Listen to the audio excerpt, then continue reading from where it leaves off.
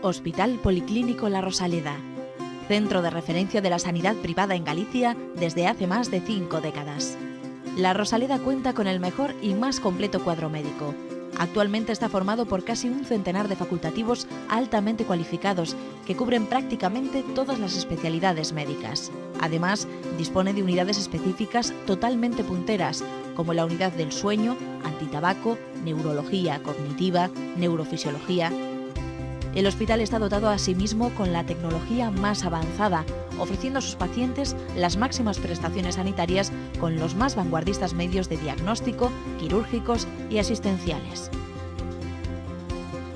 Más de 10.000 metros cuadrados a tu disposición, con unas instalaciones recientemente reformadas para una mayor confortabilidad, exclusividad y el mejor trato a sus pacientes. Y todo ello sin esperas y con una financiación adaptada a tus necesidades. Porque lo verdaderamente importante no puede esperar. Por ti, por los tuyos. Hospital Policlínico La Rosaleda.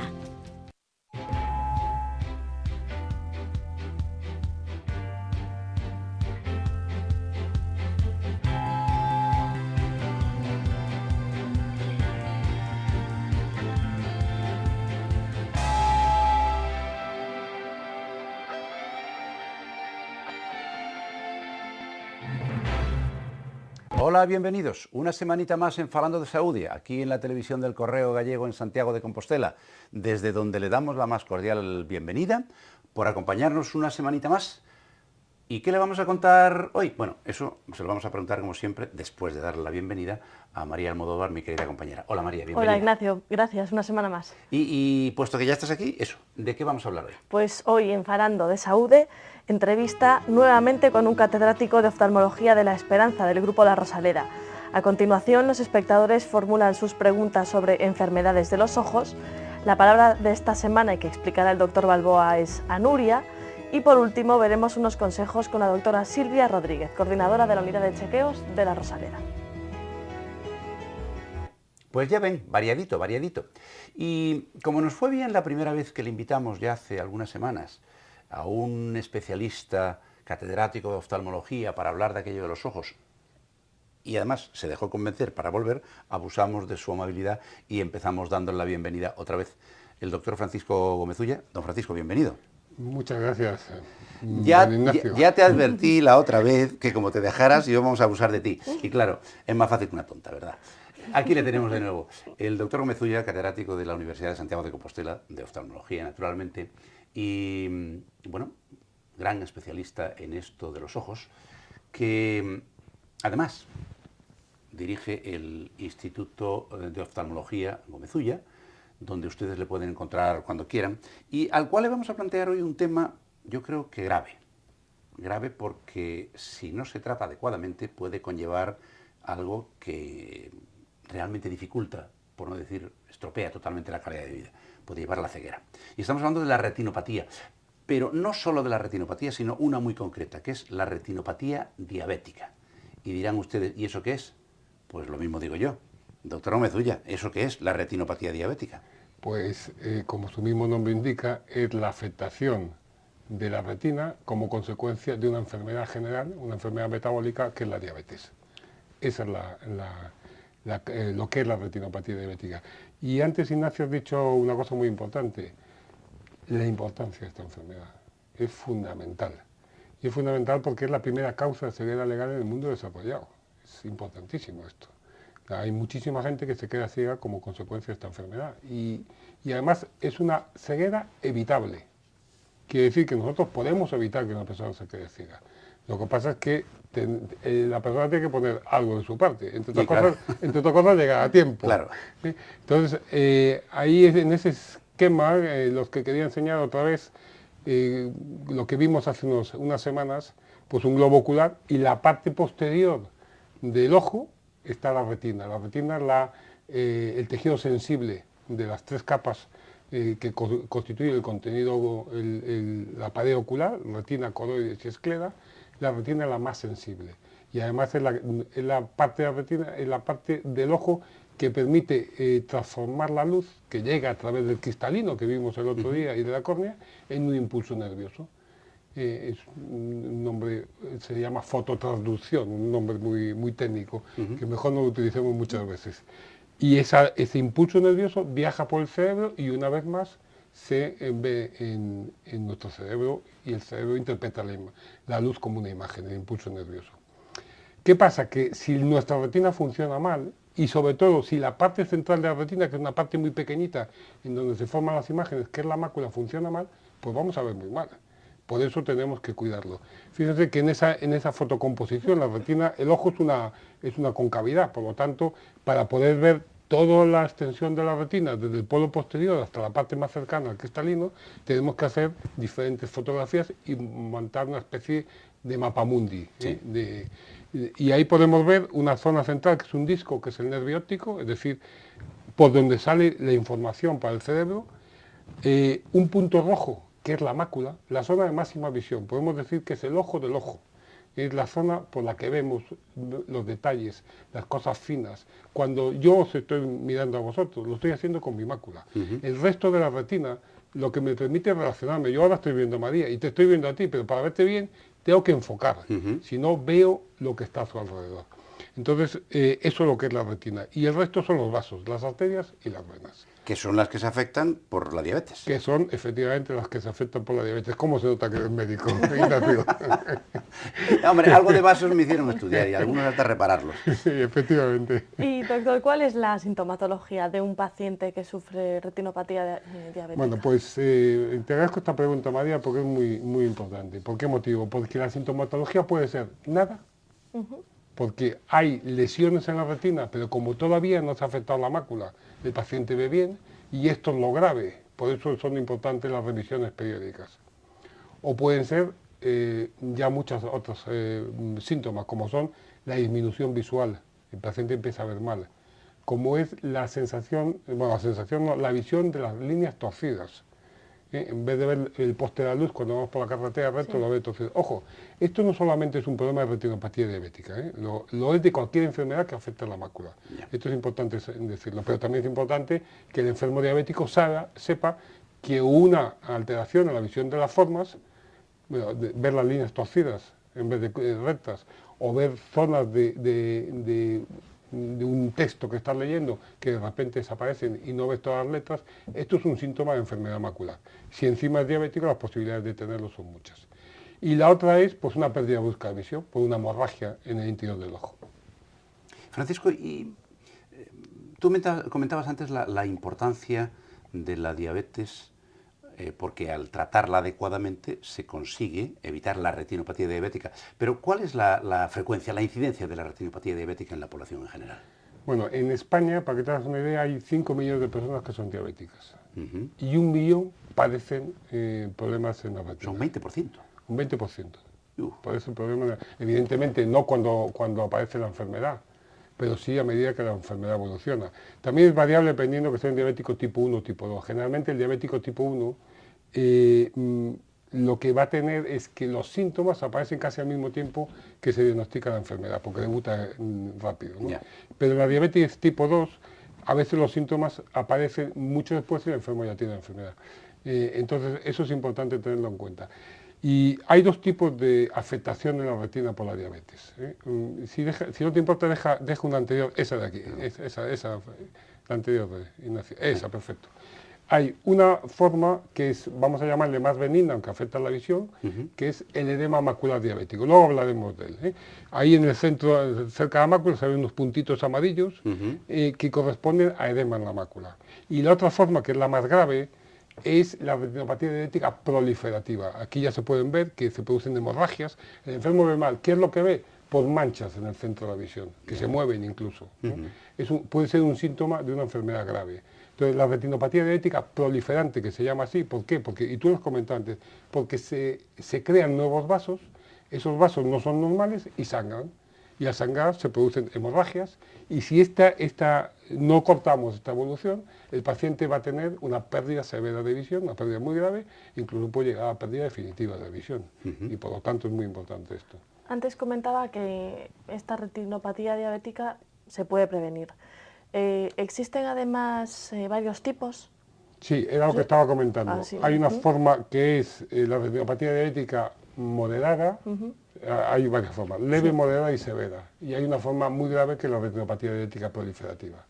Las tres primeras, lo mejor es una buena optimización metabólica del control de la glucemia. Yo antes decía que la retinopatía diabética se puede prevenir, se puede retrasar la aparición de la misma y cuando aparece que las manifestaciones de la enfermedad serán mucho más graves. Esto está ya publicado hace muchos años por el estudio de diabetes, control del estudio de la diabetes, y se mostró cómo los pacientes con un buen control metabólico, incluso, y ya sabes que a los americanos les encanta eso, y inventaron la medalla del diabético y esas cosas, ¿no? Entonces, bueno, se puede retrasar, está científicamente demostrado. Por lo tanto, es muy importante, y eso es algo que a mí me gustaría hacer hincapié en ello a los pacientes diabéticos, que controlen bien su diabetes, que por la boca muere el pez. Y por lo tanto, si hacemos un buen control metabólico y nuestras cifras de glucemia se encuentran dentro de la normalidad, todo va a ir mucho mejor. Se decía antaño, y se sigue diciendo, ¿te acuerdas cuando nos enseñaban en la facultad? Que los pacientes diabéticos tienen la edad de sus vasos, porque la diabetes afecta a los vasos en todo el cuerpo. Uno de ellos, los vasos de los ojos, por lo que provoca, pero además afectan a los riñones, bueno, un disparate. Y la única solución es controlar la diabetes. Paco, y cuando ya nos encontramos que ya hemos desarrollado una retinopatía diabética, ¿y eso cómo se trata? Bien, cuando hemos desarrollado una forma grave de la retinopatía diabética proliferativa, lo que tenemos que hacer es láser, fotocoagular con láser, toda la retina, que es esa imagen que se ve. O sea, esas manchas más oscuras y más blanquecinas son los impactos, las quemaduras del láser. El láser lo que hace es producir una quemadura indiscriminada de toda la retina, por supuesto dejando el nervio óptico y la mácula sin tratar, pues ¿no? Claro. Lo dejaríamos ciego nosotros, y con eso evitamos que la enfermedad primero involucione y que no siga evolucionando hacia una forma muy grave. Con un tratamiento precoz de fotocoloración parretinana evitamos más del 80% de los casos, es decir, estabilizamos la retinopatía diabética en más del 80%, lo que son cifras importantes. A pesar de eso, hay un 10, 15, 20%, dependiendo de la gravedad, que van a seguir evolucionando, van a producir hemorragias vítreas y el paciente va a perder totalmente la visión. Y la pregunta es obvia. Y cuando nos fracasa lo primero, don Francisco, ¿qué hacemos? Pues don Ignacio, operamos. Claro, que para eso usted es cirujano cardiovascular, ¿no? Sí, señor. Bueno, entonces sí, efectivamente en estos casos, para restablecer la visión de una persona que tiene una hemorragia completa en el vítreo, imaginaros un vaso de agua que lo llenamos de un líquido rojo o de café, sí. Pues se hace totalmente turbio. Entonces tenemos que quitar esas hemorragias y tenemos que quitar las causas que han producido las hemorragias. En este esquema lo que estamos viendo es la técnica, un dibujo de cómo es una vitrectomía, que es la técnica quirúrgica para operar una retinopatía diabética en un estadio tan avanzado. Hacemos 3 pequeñitos agujeros, igual que en la catarata que veíamos hace unas semanas, no damos ningún punto, aquí tampoco damos puntos, sorprendentemente. Hacemos unas incisiones muy pequeñas de 23 Gs y con esas incisiones metemos 3 instrumentos. Uno es una luz para ver, el ojo no tiene luz propia, como es lógico, y por lo tanto necesitamos una luz para ver. Por otro, metemos un instrumento con el que cortamos, pelamos y quitamos membranas y sustituimos el vitrio, que es el gel que une el ojo por dentro, que llena el ojo por dentro, por un vitrio artificial, que es suero. Y por la otra lo conectamos a un líquido, a suero, para que el ojo no se colase. El ojo antes, como decíamos hace unas semanas, es un órgano casi hueco, y por lo tanto, si quitamos, haríamos como una uva, ¿no? La acabaríamos exprimiendo y vaciaríamos todo su contenido. Por eso hay que meter suero al mismo tiempo que metemos suero al mismo tiempo que vamos quitando parte del vitrio. Pero si quieres lo podemos ver en un vídeo. Sí, que lo tenemos por ahí. Vamos a ver ese vídeo. Bueno, esto es ya metido dentro del ojo. Como se puede ver, la cavidad vítrea está toda llena de unas bandas blanquecinas, que es parte de fibrina y también de sangre. Y poco a poco nos iremos comiendo y extrayendo todo eso, y ahora ya podemos ver el nervio óptico. Ahí podemos ver el nervio óptico y la mácula. Y luego simplemente, pues esto era simplemente un vídeo para mostrar cómo era una hemorragia en el interior del ojo. El paciente no veía, pero nosotros tampoco podíamos ver hasta que quitamos todo ese contenido globular. Y así podemos llegar al interior del ojo y luego ver cuáles son las causas y los vasos que han producido que han conducido a esas hemorragias y entonces quitarlas. O sea que con eso tenemos ya una idea de lo que es una vitrectomía, en este caso una vitrectomía simple. Las hay mucho más complejas, luego si nos da tiempo y me lo permitís, os pondré una vitrectomía ya un poquito más compleja. Y la imagen que nos queda a nuestra espalda en este momento es cómo queda después de haber hecho esa vitrectomía, ¿verdad? Efectivamente, este es un paciente en donde luego vamos a ver el vídeo que tiene, en la parte de arriba se puede ver que el paciente ve muy mal. ¿Por qué ve muy mal? Porque tiene unas grandes membranas que son esos velos blancos, sí, y está por delante de la mácula. El paciente no ve, porque tiene un velo situado delante. Entonces, ¿qué tenemos que hacer? ¿Eso qué es, fibrina? No, en este caso es proliferación glial. Ah, ya. Vasos que proliferan Sí, porque sí. se produce una liberación de un factor angiogénico. Bueno, Sí. eso es un rollo, habla de todo. Ya. No, que se crean vasos nuevos. Sí, se crean vasos nuevos y esos vasos llevan un aporte de un tejido glial. Ya. Los vasos pueden involucionar, pero el tejido glial ya se queda. Ahí se queda, claro. Es una membrana, es un tejido, y entonces lo que hay que hacer es meterse dentro del ojo, cortarlo. Fíjate que eso está pegado totalmente a la retina. La retina mide 200 micras. Ya. Y nos acercamos, incluso quitamos una capa de la retina que mide 10 micras, o sea, nada. Entonces lo quitamos y, como se puede ver en la imagen de abajo, pues recuperamos la visión, restablecemos el aspecto anatómico del ojo y este paciente recupera parcialmente su visión. Y todo esto, sí. Continúa, sí. No, todo esto sin tener que hacer... era lo que ibas a preguntar, ¿Sí? ¿verdad? Claro. Es que estamos sincronizados un poco, ¿eh? Claro, lo que ella le preocupaba era, ¿esto hay que hacer anestesia general? No. Ah, pues Hacemos, era eso. ahí me leíste Hacemos pensamiento. anestesia local. Local. No con gotas, sí con un anestésico que ponemos alrededor del ojo. Ventajas que tiene, es un paciente que su riesgo quirúrgico para la vida es mínimo, despreciable totalmente. Y sobre todo en pacientes pues, con problemas polisintomáticos como es un diabético, ¿no? Claro. Donde puede tener otras enfermedades. Pero lo que sí es importante es que lo hacemos con anestesia local, pero aparte de eso lo hacemos sin puntos. El paciente no lleva ningún punto. Es decir, los avances que se han producido en los últimos años en las técnicas quirúrgicas en este tipo de pacientes es increíble, ¿no? ¿Qué pasa? Que evidentemente lo ideal sería no llegar a esto. Y para no llegar a esto, una buena prevención. Me parece que tenemos otro vídeo por ahí para ilustrar todo eso de lo que estamos hablando hoy. Hoy va de vídeos, así que vamos a ver el siguiente. Efectivamente. Es muy frecuente que en los pacientes diabéticos hagamos lo que se llama una cirugía, un doble procedimiento. Quitar la catarata, poner una lente intraocular, que es lo que se está viendo ahí, y luego operarle la retina, hacerle una vitrectomía. Ahí se puede ver cómo hay, en el fondo del ojo hay unos velos blancos. Sí. Esos velos blancos ahora los vamos a extraer, los vamos a quitar. Simplemente se meten diferentes instrumentos, pinzas, vitrectomo, que es algo que se está utilizando, tijeras para cortar, son instrumentos de una precisión increíble, ¿no? Que metemos por unas incisiones tan pequeñas como son 23 Gs o incluso 25 Gs. ¿Y eso cómo lo veis? Quiero decir, ¿lo estás viendo en un monitor? No, lo estoy viendo directamente a través del microscopio. A través del microscopio. A través del microscopio se ve perfecto. No es endoscopia. Ya. Que es lo que tú te estás refiriendo. O sea, y con lo cual tenemos una cosa mucho más importante, que es visión binocular. Claro. Vemos en estéreo. Sí. Porque claro, aquí estamos tratando membranas que están totalmente pegadas a la retina. Si yo me equivoco y en vez de quitar la membrana arranco la retina, le pegas un viaje. Tenemos un problema que desgraciadamente no podría solucionar. Por eso la visión estereoscópica, la visión en relieve es muy importante para nosotros. Y no usamos endoscopios más que en situaciones límites. Ya. Entonces ahí se puede ver cómo se ha restituido, se ha quitado la membrana y simplemente rellenamos el ojo o bien con suero o bien con aire, como en este caso, o con gas, dependiendo de la situación. Y así se puede recuperar. Aquí vemos el ejemplo del primer paciente de la hemorragia vítreo. Fijaos cómo estaba la hemorragia, las membranas que tenía, y después de la cirugía, en la parte de abajo, se puede ver la restitución de la mácula y del nervio óptico. Es decir, tenemos posibilidades de hacer recuperable la visión a un paciente con una enfermedad tan grave como la retinopatía diabética proliferativa. Cuando preparábamos la entrevista, doctor, nos habló de algo que se llama edema de mácula, ¿no? Que es una de las complicaciones de la retinopatía diabética. ¿En qué consiste? Vale, exactamente, para que todos podamos entender. Efectivamente, como antes comentaba, hay por un lado las formas muy graves que es la retinopatía diabética proliferativa y por otro lado el edema de mácula, que puede ser independiente o con frecuencia además aparece asociado a la retinopatía diabética proliferante.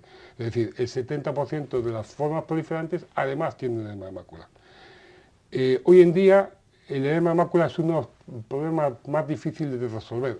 era de lo más difícil de resolver, ahora ya los estamos resolviendo. Entonces, ¿qué es lo que aparece? Pues en el fondo del ojo aparecen líquido en la zona central, en la mácula. La mácula tiene que estar seca, si no vemos las cosas onduladas y perdemos visión. Entonces, ahí aparecen estos exudados duros, que es un testigo de que hay líquido, que hay edema. Y por lo tanto, eso lo podemos tratar. ¿Y eso cómo se trata? Bueno, pues vamos a ir del menos al más. Hay una forma de edema macular diabético, que son las formas focales, vamos a llamarles, en donde el tratamiento es con láser. Lo que hacemos es localizamos mediante una angiografía los puntos, los vasos que están perdiendo plasma, saliendo sangre al exterior, y edema, y los cerramos selectivamente. Eso es con láser, que es la imagen que quiere representar ese esquema en el centro. Cuando esto fracasa, o cuando el láser no es una indicación, porque claro, el láser no lo podemos hacer justo en el centro de la mácula, lo tenemos que hacer alrededor. Si la lesión justo es central, no podemos tratarla con láser. Hoy en día disponemos de otros tratamientos, que son los que se llaman los antiangiogénicos.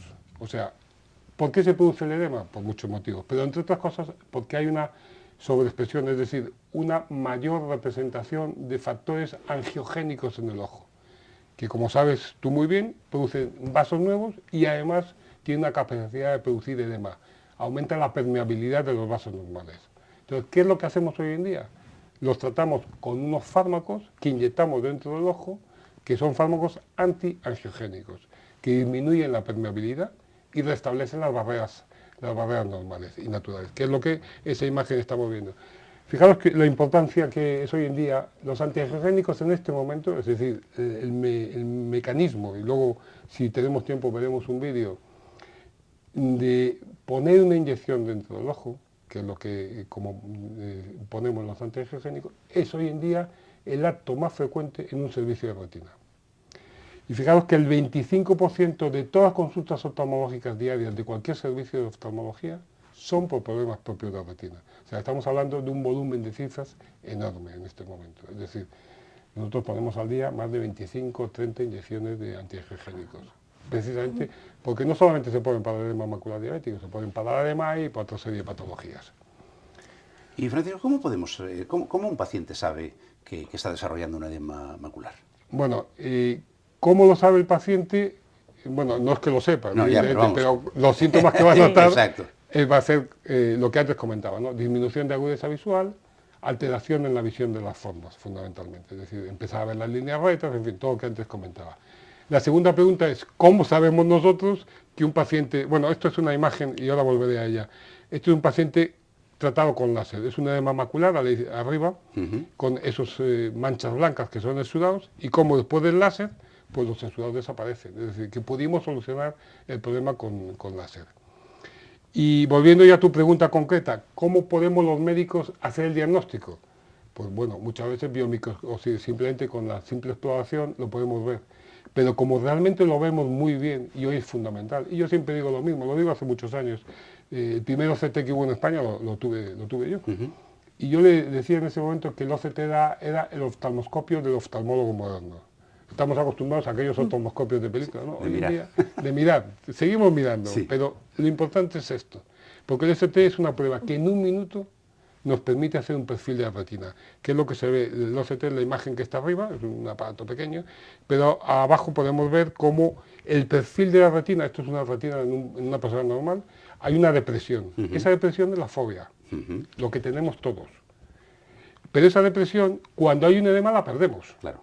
Que es lo que se ve, no sé si efectivamente en esta imagen. Arriba a la derecha podemos ver cómo esa depresión se ha perdido y hay una especie de zonas oscuras en el centro. Ese es el edema. Entonces, el OCT nos permite dos cosas. Una imagen cuantitativa, es decir, nos permite medir el tamaño del edema, y una cualitativa, la calidad de la imagen. Y además nos permite una cosa más importante todavía, que es controlar la eficacia del tratamiento. A ver cómo ha quedado después. A ver si la respuesta a un fármaco determinado funciona o no. Porque no todos los antiangiogénicos funcionan a todas las personas. Claro. Tú te tomas una aspirina y a lo mejor a ti te quita el dolor de cabeza y a mí no. Pues esto ocurre exactamente lo mismo. Es la predisposición o la respuesta individual a un fármaco determinado. Por eso el OCT es tan importante. Hoy en día no se puede tratar una patología de retina sin disponer de un OCT. Por cierto, ¿qué energía usa el OCT? El OCT es una luz infrarroja. Cerca del infrarrojo. Entonces lo que hace es que manda una imagen, la manda al fondo del ojo y esa imagen viene rebotada dependiendo de la permeabilidad, de la transparencia de la imagen. Eso mediante un sistema computacional lo convierte en color. En color o en blanco y negro. Depende. Parecido al sonar de los sí. ¿Cómo se llaman? Sí, de submarinos. Sí, pero que con luz. Claro, los otros utilizan... Esto fue un avance sónicas. importantísimo. Sí. Fíjate, en el año 89 en el Congreso de Estados Unidos, en Nueva Orleans, empezaban los primeros OCTs. Costaban un disparate. Y bueno, la gente decía, esto no va a servir por mucho, ¿no? Y hoy es una herramienta casi imprescindible. No, casi no. Imprescindible, Ignacio. Totalmente imprescindible. Hoy no se puede tratar una retina sin tener un OCT.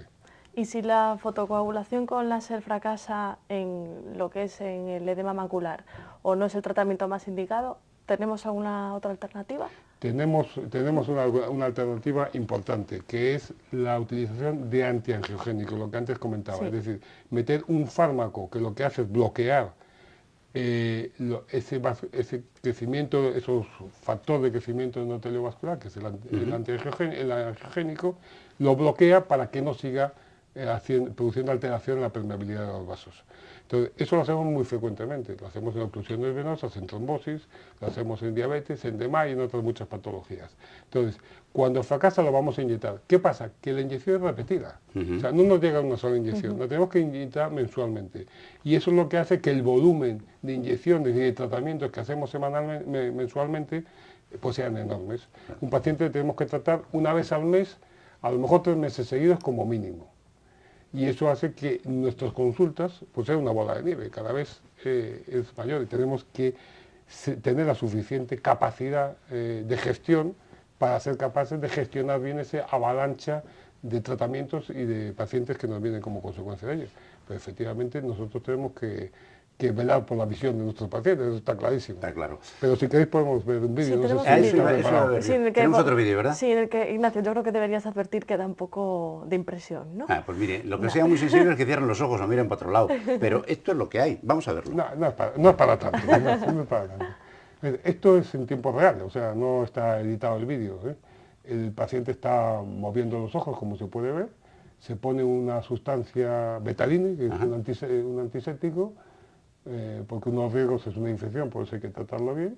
Simplemente ahí se marca la zona por la que vamos a atravesar la pared del globo ocular. Hay una zona muy concreta que está entre 3 y 4 milímetros del limbo de la córnea, y ahora simplemente con esa inyección tan fina de 30 Gs se atraviesa las paredes del ojo, se mete uno dentro del interior del contenido ocular, del vítreo, se inyecta una cantidad muy pequeña y ya está, se acabó.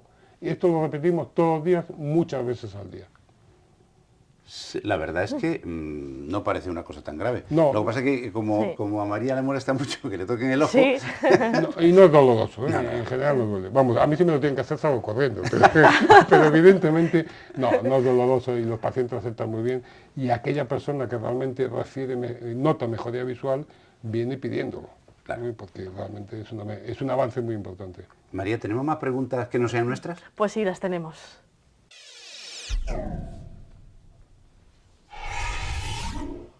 En esta sección, en La Gente Pregunta, les recuerdo una vez más que pueden enviarnos sus dudas, todo lo que ustedes quieran a través del correo electrónico falandodesaude@correotv.es, o si lo prefieren, nos siguen a través de Facebook o de Twitter.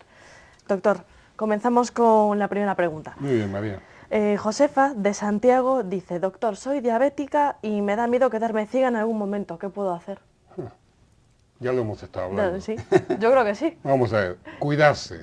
A veces llegan a la consulta diabéticos y yo, según veo entrar a un paciente diabético a la consulta, digo, mire, usted no puede pesar 95 kilos. Está claro. Entonces lo que tenemos que hacer es cuidarnos, y cuidarnos desde el principio. Si hacemos un buen control de nuestra diabetes, los problemas van a surgir mucho más tarde o no van a surgir nunca. Y el segundo punto, aparte de cuidarnos, es decir, optimizar el control glucémico, la tensión arterial y el colesterol, que eso también sabe mucho Ignacio, lo que tenemos que hacer es revisarnos una vez al año nuestros fondos de ojo para ver cómo está. Con la pupila dilatada, mirarse el fondo de ojo por un especialista. Hay que ir siempre, esto es una pregunta personal, ¿se debe ir al oftalmólogo o vale con ir a una óptica? No, vamos a ver, a una óptica no, evidentemente no sirve porque no tiene los conocimientos profesionales de un oftalmólogo. Se debe ir de un oftalmólogo. Ahora bien, hoy en día tenemos algo que además lo habréis oído muchas veces, que es la telemedicina o la teleoftalmología. Es decir, tomar una fotografía del fondo de ojo y que un experto la mire. Entonces, eso sí es válido. Si la fotografía está bien tomada y da información, ahí podemos hacer lo que se llama un despistaje, un screening de población. Entonces, eso sí es muy útil, porque eso nos quita un porcentaje muy importante de personas que realmente o no tienen nada o tienen un indicio, un principio de la retinopatía. Y nos descarga a las consultas de los servicios de oftalmología de los pacientes que realmente tienen enfermedades graves y que requieren nuestra atención de verdad. O sea que, en definitiva, resumiendo, visita al especialista, pero podemos de alguna manera sustituirla por una información de teleoftalmología que se puede hacer en cualquier sitio. Incluso si los ópticos tuvieran cámaras no midriáticas para tomar imágenes, pues sería válido, pero luego es el oftalmólogo el que lo tiene que visitar.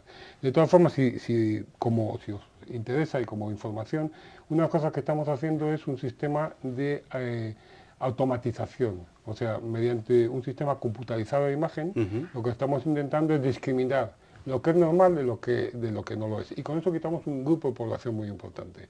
Y eso sí lo podemos hacer ya actualmente con sistemas automatizados de imagen. O sea, tomamos la imagen y el programa dice, paciente normal, ya no pasa nada. Ya quitamos una parte muy importante de pacientes. ¿Se nos acaba el tiempo, María? ¿Qué nos toca ahora? Se nos acaba, pues tu examen semanal, pero prometo ser buena. Vale, a ver.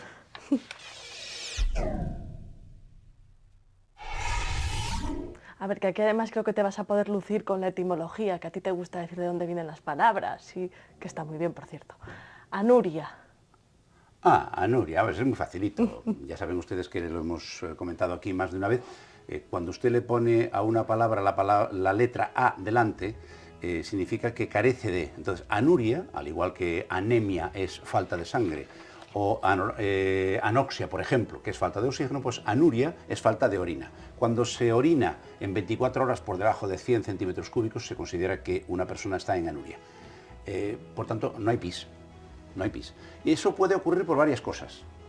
Una de ellas, por ejemplo, como ustedes saben, el riñón es el encargado de mantener el nivel de líquidos adecuados dentro de nuestro cuerpo. Entonces, cuando nos sobra líquido, hacemos mucho pis. Cuando nos falta líquido, hacemos menos. Por tanto, si estamos deshidratados, por ejemplo, podemos entrar en anuria. Sencillamente es una forma de corregir que el organismo tiene a través del riñón. Puede haber un fracaso renal. Si los dos riñones están hechos polvo, evidentemente no filtran y no hay pis. Puede ocurrir también que tengamos alguna obstrucción en la vía urinaria, un cálculo. También puede provocar una anuria. Lo que ocurre es que en esos casos tiene una ganas de hacer pis tremendas. Puede ser un problema de próstata también, cuando ya está muy avanzada. Es decir, hay múltiples causas. Pero básicamente, anuria es que no hacemos pis. Y cuando no hacemos pis, lo que hay que hacer es ir naturalmente al médico. Él ya les dirá qué es lo que tienen y cómo resolvérselo. Muy bien, entendido. Ahora, si quieres, nos vamos a la Rosaleda, que siempre nos dan unos buenos consejos y aprendemos. Pues vamos allá.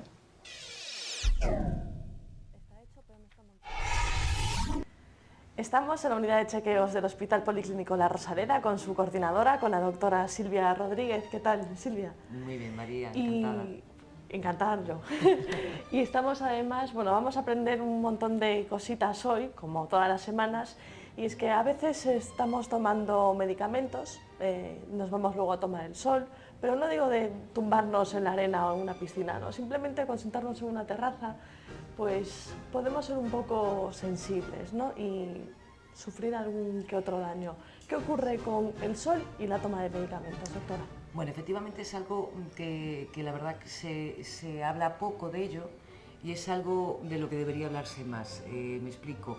Hay bueno, un listado enorme, de hecho, mira, te puedo enseñar.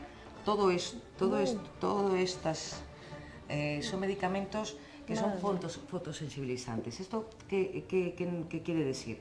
Esto quiere decir que muchos de los medicamentos que tomamos y no hablo de medicamentos raros, de hecho ahora nombraré alguno, digamos que de alguna manera aumentan la sensibilidad de la piel cara al sol, con lo cual debemos tomar precauciones a la hora de la toma de estos medicamentos y tomar el sol.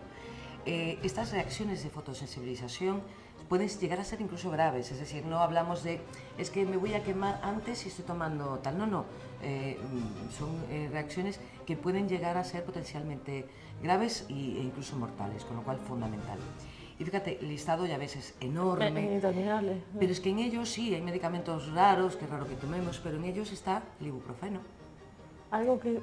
En ellos está el naproxeno, o sea, muchos de los antiinflamatorios que tomamos para el dolor de cabeza, para el catarro, para cualquier dolor muscular. Hay muchos antidepresivos, que hay mucha gente tomando antidepresivos de forma habitual. Hay muchísimos, incluso antihipertensivos, por ejemplo está la amiodarona, que es un antiarrítmico, el captopril, que es para la tensión. Hay muchos, y sobre todo, es verdad, sobre todo muchos antibióticos, que son los que más, digamos, producen este tipo de fenómenos. Entre ellos, pues, las quinolonas. Si te digo el ciprofloxacino, pues seguro, ya no te digo que marcas comerciales, pero seguro que te las digo y dices, hombre, claro. Pues sí. Entonces, la verdad que nos falta conciencia en ese aspecto. Y ahí, la verdad que culpables también nosotros los médicos, porque nosotros nos recetamos y muchas veces no se nos ocurre decir, oiga, tenga cuidado con el sol. Si leemos el prospecto sí que lo pone, yo no soy muy partidaria de leer los prospectos. Es que si leemos los prospectos a veces como que no los tomas, todas las enfermedades, como que no los tomas. Yo muchas veces digo que yo sacaría el prospecto de las cajas porque Dios mío de mi vida. A ver, pero efectivamente, indudablemente sí que esas, ojo con, tenga cuidado con, eso sí que sería fundamental que lo viéramos. Y ya te digo, es algo que se desconoce mucho.